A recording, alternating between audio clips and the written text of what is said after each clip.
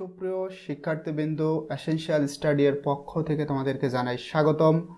আজকে আমাদের ভিডিওর টপিক হচ্ছে ষষ্ঠ শ্রেণীর ইংলিশ চ্যাপ্টার 16.2।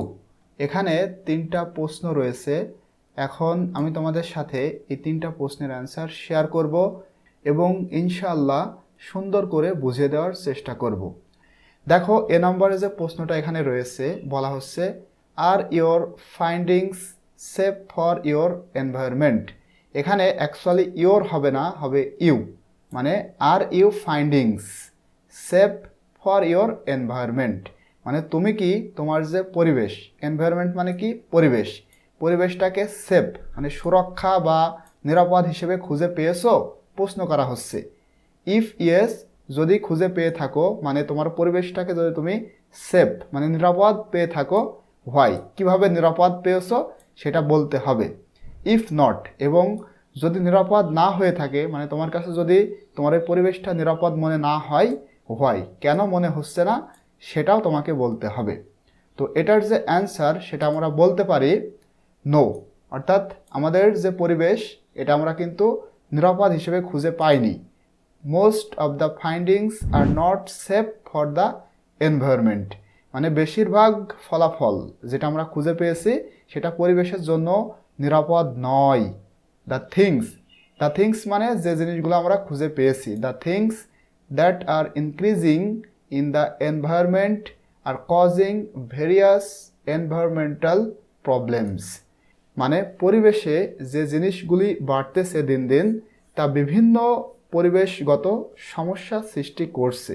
সাস যেমন গ্লোবাল ওয়ার্মিং মানে কি বৈশ্বিক উষ্ণায়ন, ওয়াটার পলিউশন পানি দূষিত হচ্ছে, সয়েল ডিগ্রেশন মানে মাটির অবক্ষয় হচ্ছে, লস অফ বায়োডাইভার্সিটি মানে জীব বৈচিত্র্যের ক্ষতি হচ্ছে, এয়ার পলিউশন হচ্ছে মানে বায়ু দূষণ হচ্ছে, অ্যান্ড হেলথ হ্যাজার্ডস এবং স্বাস্থ্যের ঝুঁকি রয়েছে।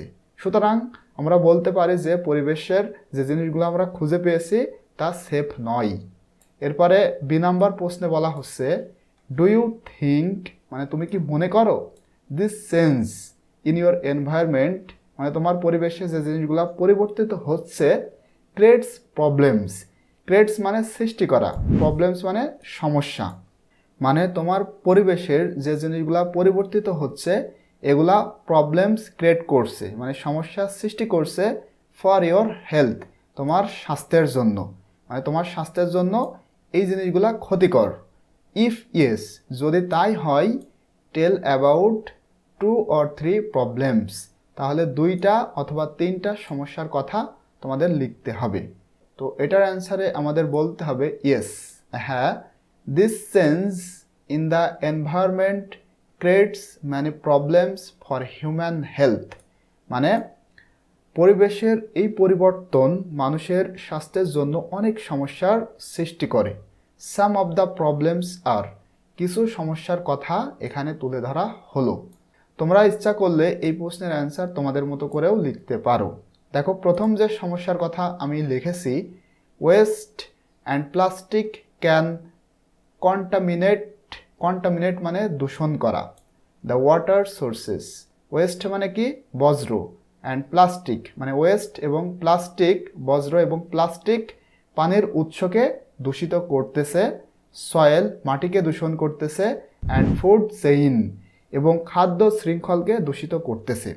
এরপরে যে প্রবলেমটা হচ্ছে, দেখো, buildings, chemical fertilizer, brick kiln machines, cars and dust can emit greenhouse gases, particulate matter and other pollutants and increase the risk of respiratory disease and cancer.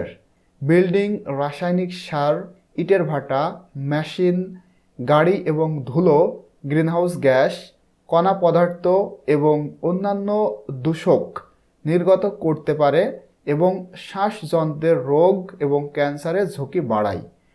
আশা করছি তোমরা এটা বুঝতে পেরেছো। এছাড়াও তোমরা আরও তোমাদের মতো করেও যে প্রবলেমসগুলো হচ্ছে আমাদের স্বাস্থ্যের জন্য সেটা লিখতে পারো।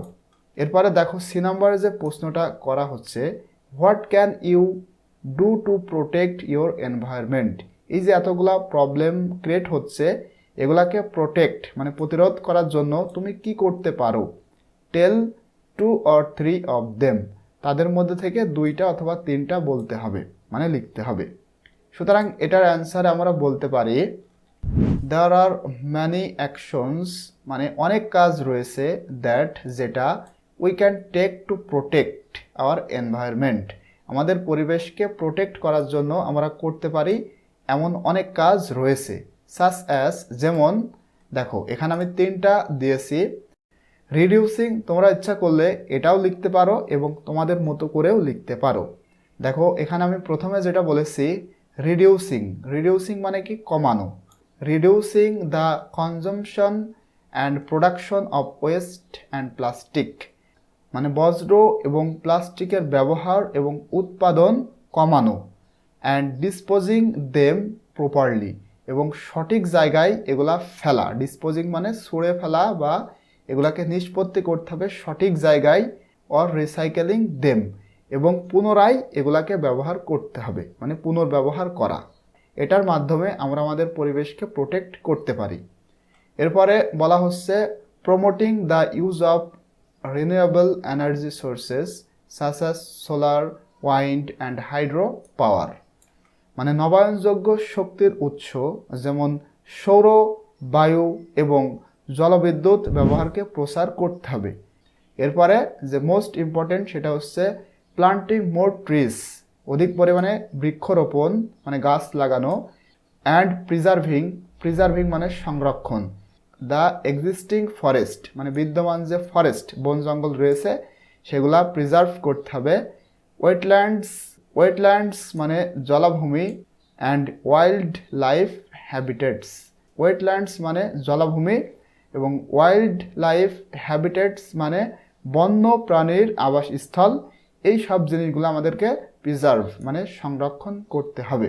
এর মাধ্যমে আমরা আমাদের যে পরিবেশ এটা প্রোটেক্ট করতে পারি।